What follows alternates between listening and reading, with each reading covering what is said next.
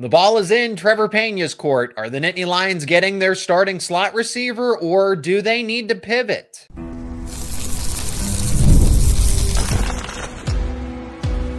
You are Locked On Nittany Lions, your daily podcast on the Penn State Nittany Lions. Part of the Locked On Podcast Network, your team every day. You are locked on to Penn State football and the transfer portal. And thank you so much for making Locked On Nittany Lions your first listen and watch every single day. The #1 Penn State sports podcast out there. My name is Zach Seyko, and I'm your host of the show. Today's episode is brought to you by Gametime. Download the Gametime app, create an account. Use promo code LOCKEDONCollege for $20 off your first purchase. Well, Trebor Pena visited this past Friday and left Penn State uncommitted. And another wide receiver target has emerged for Penn State. So are they pivoting? What is the stance here between Pena and Penn State? And then to wrap up the show today, we're going to talk about some of the former Penn State players and just get a transfer portal roundup of where everyone is headed or some of the rumors. And remember to let me know your thoughts down in the comments section. If you have a question that you want me to answer in an upcoming episode, feel free to add those too as well. We're going to begin with Trebor Pena here, as Pena visited on Friday, but he left uncommitted. He's going to be weighing other options here, and other options meaning other option, it seems like, as the Miami Hurricanes are certainly interested here. But there is good news. The good news is that Penn State is the team to beat, according to On3. So they report that Penn State is in the lead, that they are trending in the right direction, but I do find it interesting that Pena did leave Friday uncommitted, because that means he is taking his time to think about this. And in that process, in that time, that just allows other schools, if there is interest, if there is intrigue from them, to make a push. And the Miami Hurricanes particularly, well, we know that Miami is not going to be shy about its NIL offers, right? So the Hurricanes are a tough team to beat if that's what it's going to come down to. If it's going to come down to the difference in NIL packages, then I would be concerned about the Hurricanes here. But there is that saving grace that, hey, On3 is saying that Penn State is still the team to beat based on that intel.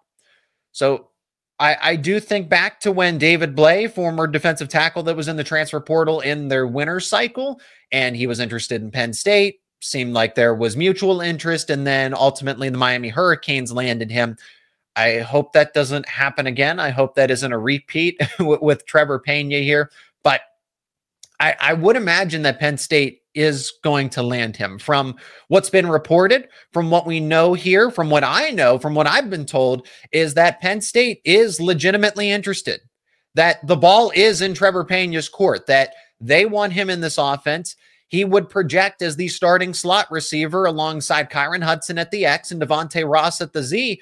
And then you form a pretty formidable trio here between those starters. And then you have the depth. Now, hopefully there isn't roster attrition from this, that Caden Saunders, I know what the comments say, that Caden Saunders and Liam Clifford might as well go into the transfer portal as it is. There's still quality depth. There's still valuable pieces in the offense. And I don't want to see any of Saunders, Clifford, or Tyser Denmark as well go into the portal if Trebor Pena were to happen to commit.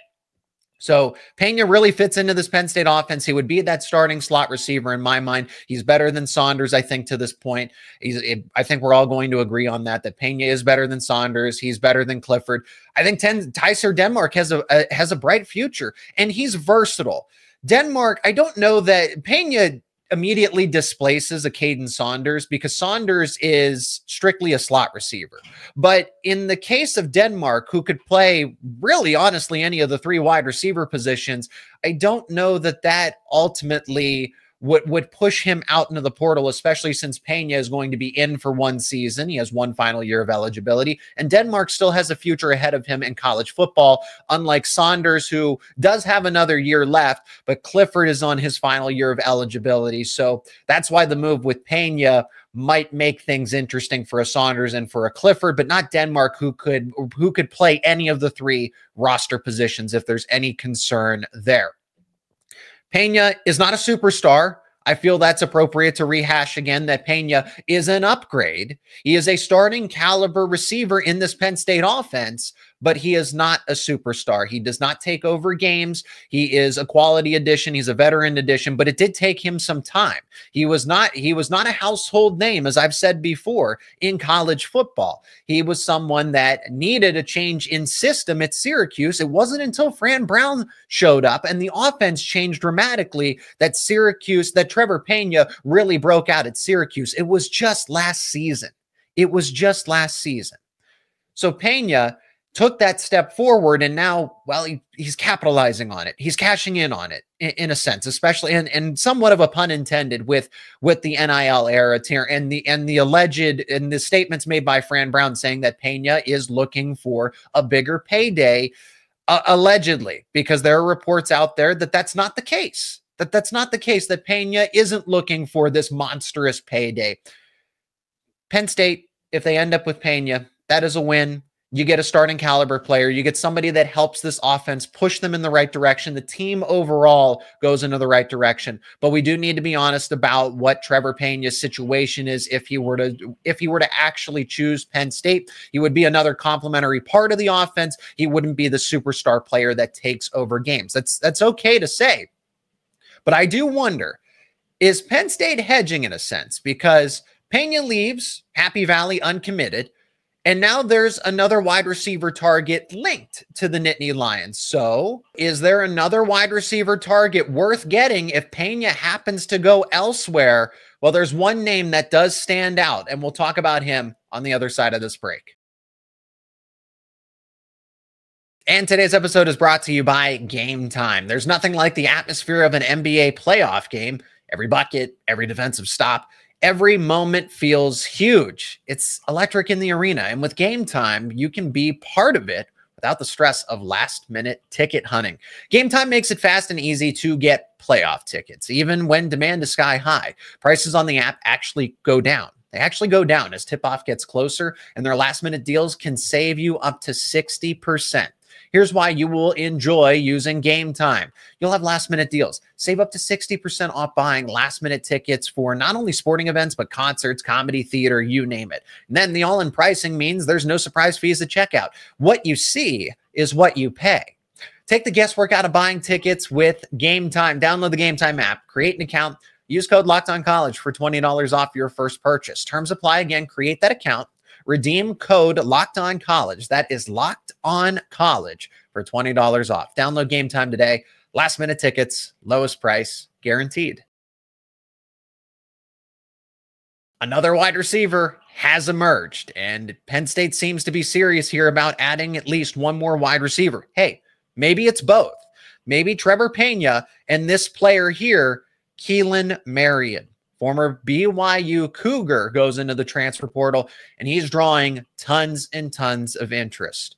Ohio State, Texas, go figure, Miami of Florida as well, and Penn State among 19 schools already to this point. So Marion entered and the turnaround was pretty quick as far as the interest.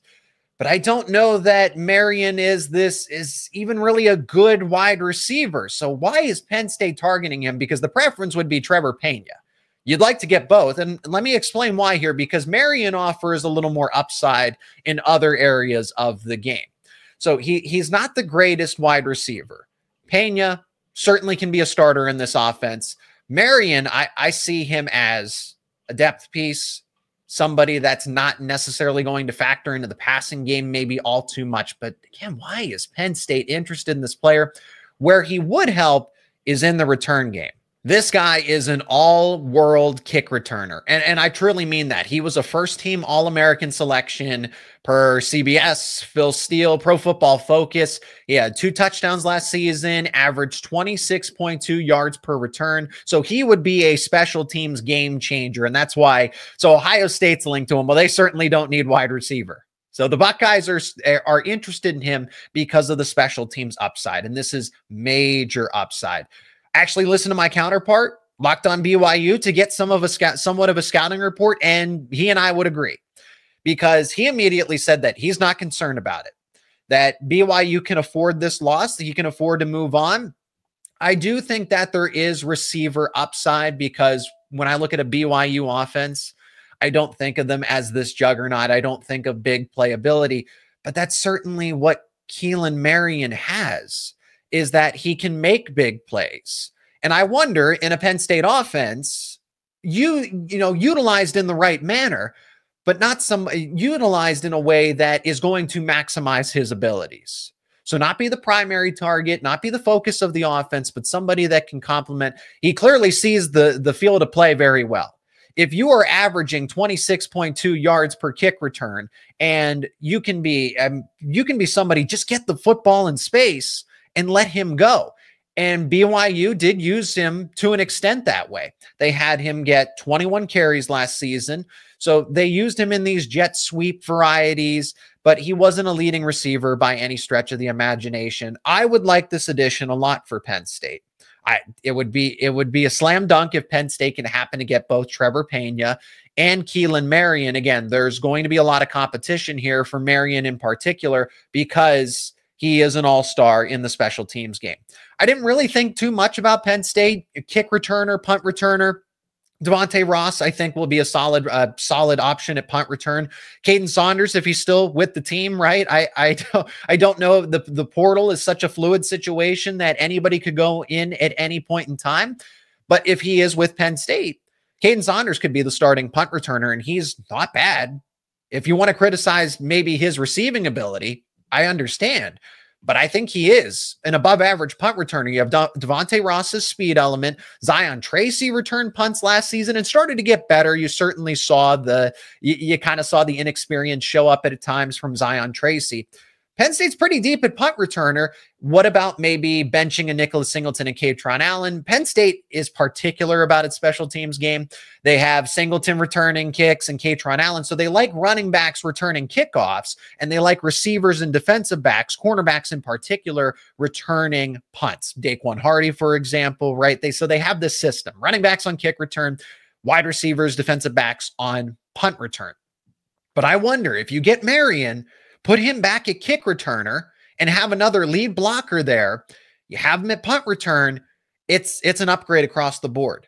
And you also, in a sense, protect Singleton and Allen. I don't think they need to be returning kicks anymore, but if they are the best options, then I don't blame Penn State for putting them out there. You just kind of open it up for potentially other injuries. It hasn't happened to this point, but you do see that over time, where these superstar wide receivers, particularly in the NFL, they will be punt returners earlier in their career, and then you notice they get moved out of that role because they take over as a superstar. I think of Antonio Brown, for example, because I used to watch a lot of Steelers football, and Antonio Brown was a punt returner routinely, and then they took him out of that role before everything had happened. You get my point, is that, so I think Singleton and Allen have advanced into that category where they're the superstars of this team. You don't need to put them out there on special teams in any sort of capacity, but you have them as options, and I don't blame Penn State for using them.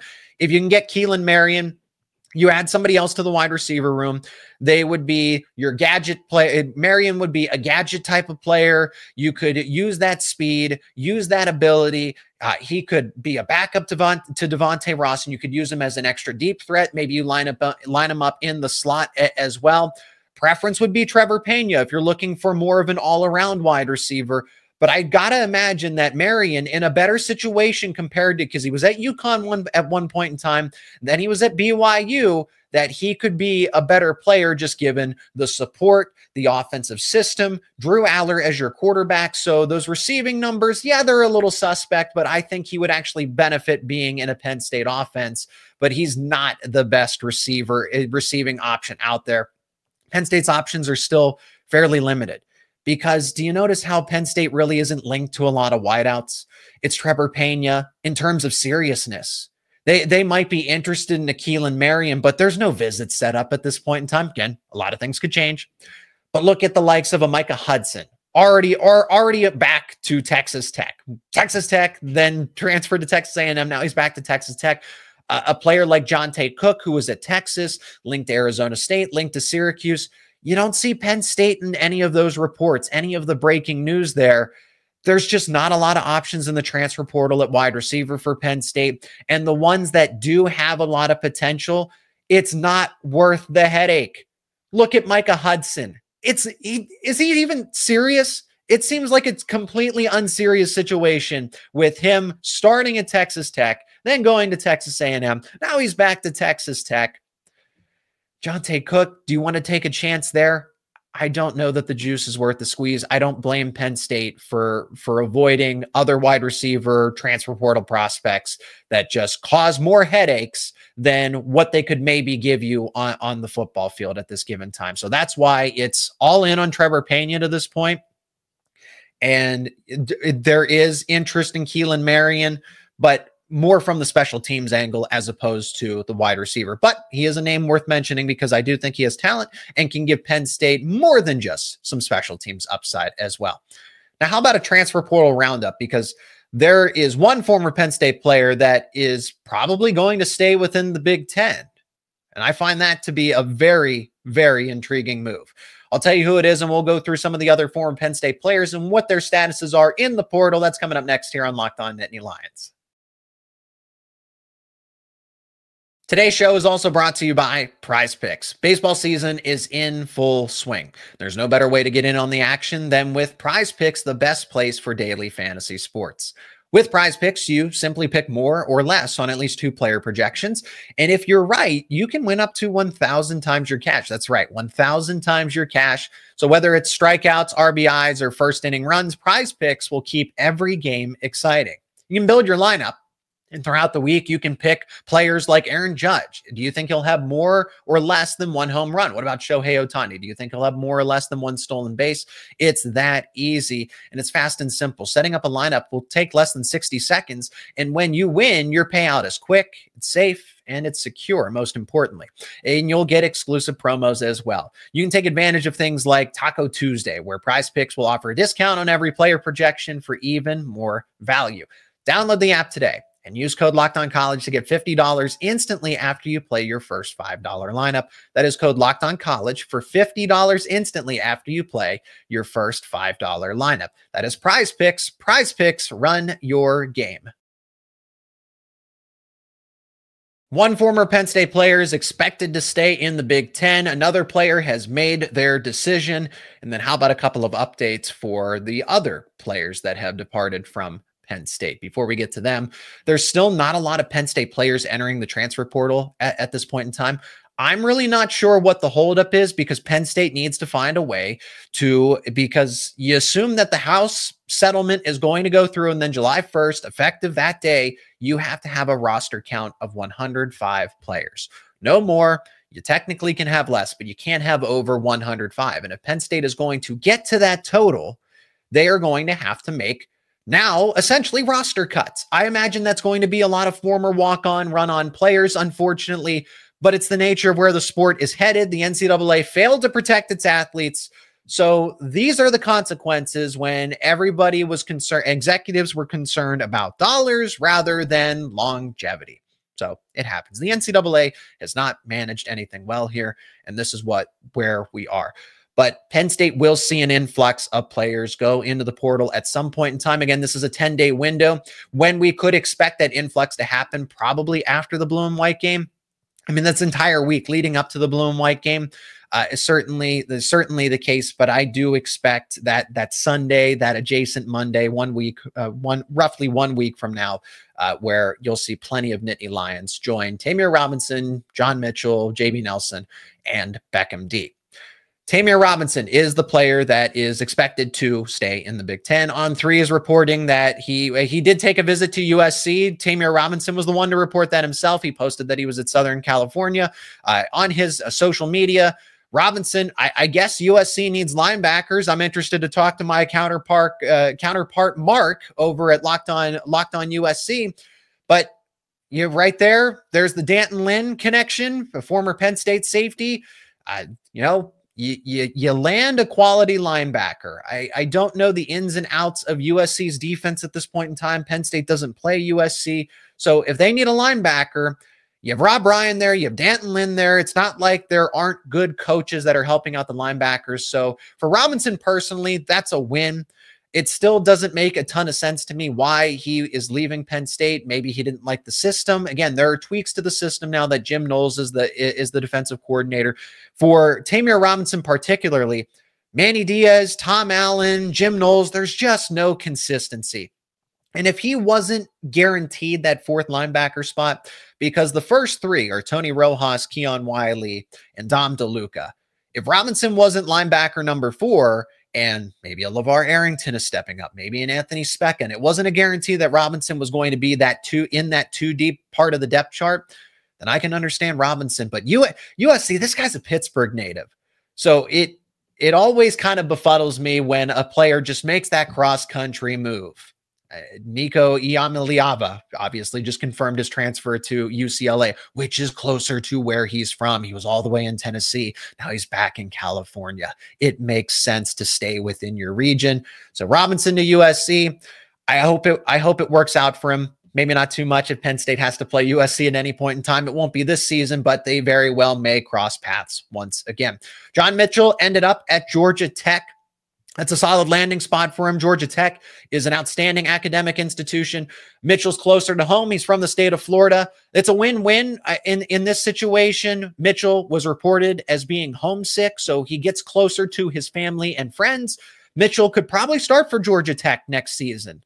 Now, I'm no Georgia Tech expert. That's why I talk Penn State here, because that's what I want to be for all of you, a Penn State expert. But I think Mitchell should garner a lot of playing time at Georgia Tech, probably sooner rather than later. Maybe there's a position battle, but Mitchell will definitely be playing in a Georgia Tech defense that I do respect a lot from last season. J.B. Nelson, former Penn State offensive lineman, has visit scheduled to Georgia Tech, so he could join Jon Mitchell as well. Virginia Tech, Maryland, and Syracuse. So he very well might stay within the Big Ten, or he could go to the ACC, which seems to be, 3 out of 4. You're probably going to end up in the ACC with a 75% chance there. At Maryland, Penn State does not play Maryland this season, so there would be no crossover between Penn State and J.B. Nelson in this case. I think any of those spots are ideal for him. He's a power 4 starting offensive lineman. I said that when he had announced his decision to go into the portal. He is a starting caliber offensive lineman. He would have been the 6th man at Penn State, I think, and he was so versatile. Out of these 4 players, then one more I'm going to name, Beckham Dee also went in the transfer portal, a linebacker for Penn State. Robinson, it hurts the depth. J.B. Nelson, I know Penn State's offensive line is very deep, but it's the veteran experience. It's the versatility to be able to play any of the 5 spots on Penn State's offensive line. James Franklin called him a Swiss Army knife for a reason. I think Nelson's loss, if Penn State wasn't in such a good place with its offensive line, this one would be a bigger deal. Robinson, a little bit of a different circumstance because linebacker does have question marks. Even though I'm not as concerned as other people, that's how Robinson affects that group. Nelson would have that similar kind of impact if offensive line had more question marks, but that you could make the argument that that's the best group on this Penn State roster. And we'll finish up with Beckham Dee. So former Penn State linebacker, he was certainly in that walk-on category, did not have a scholarship at Penn State. Solid linebacker, but not at the Power 4 Big Ten level. And maybe he could have progressed into that. Maybe he could have.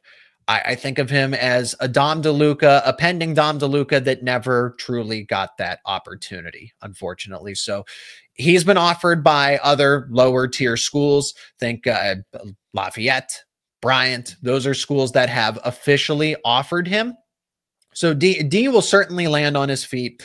And I think he will be a quality linebacker wherever he ends up. It's going to be at the FCS level. I doubt D2. I think FCS is appropriate for him. And if he ends back up in the Power 4 rankings at some point in time, if he ends up moving back up to the Power 4, I would not be surprised at all. I think he's looking for playing time. He's looking for a scholarship.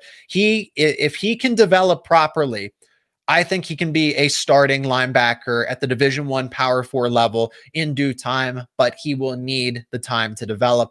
This is where we are. That's why I started off the segment talking about the NCAA and how they failed their athletes. This is an example here of Beckham Dee probably wanted to stay at Penn State, but doesn't have the opportunity because of the 105 roster count limit. So wishing nothing but the best for Beckham Dee. I do think he's a quality linebacker. He just doesn't make it on Penn State's roster at this point in time. We'll see more names go into the portal sooner rather than later. And when that happens, we're going to be talking about it here on Locked On Nittany Lions. If Penn State makes any additions here with Trebor Pena pending, and it seems like Penn State's in a great standing.